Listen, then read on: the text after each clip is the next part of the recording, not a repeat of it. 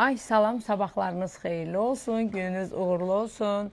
Biz artıq hava limanına doğru gedirik. Əziz Naxçıvanlar, biz gəlirik. İnşallah ayın 27-si hər birinizi Sahat Meydanında gözləyirəm. Bu da mənim gül baxışım. Getdim Ayma.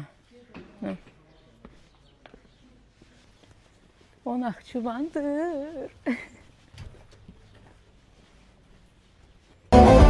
Dünya senin, dünya benim, dünya hiç kimin. Ay, dünya senin, dünya benim, dünya.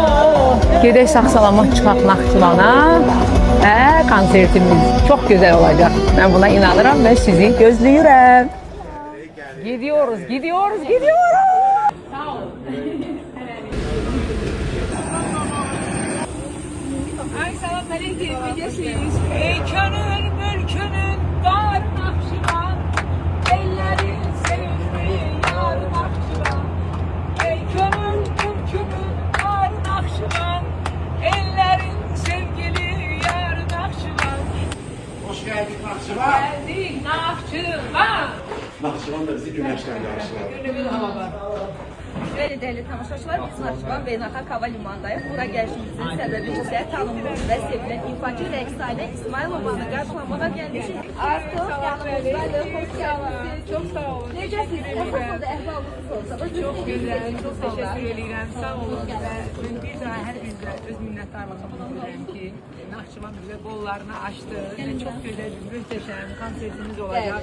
Ve burada bizim gazi dostlarımız da Elbette. geldiler. Çok teşekkür ederim. Sağ olun, İrem. Çok Hoş sağ olun. geldiniz. Minnettarım size. Teşekkür ederim.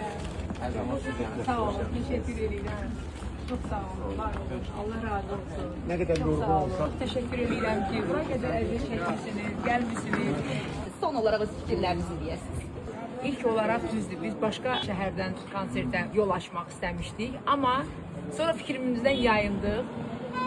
Bize Ben ilk kucak açan Allah'tan Naxçıvan oldu. bana geldim ki ben Naxçıvan'a gitmek istiyorum. Xoş gəlmisiniz. Çok sağ olun. deyirik və Bütün tamaşaçılarımızı sabah gözləyirəm, sizi sevirik. Biz ne der? Bunlar benim ben geldim o. Gündüz hansıdır? Gündüz de beyin videolarını at bana, o beydi. Biz orada Sağ ol Ezim. Yaxşı. Siz Naxçıvandansınız da? Hə, hə. Naxçıvanlıya ama tadacağım. Sağ ol, gələcəksiniz. Ha 100%. Konsertinizden yana kalmıştık. Aynen abi.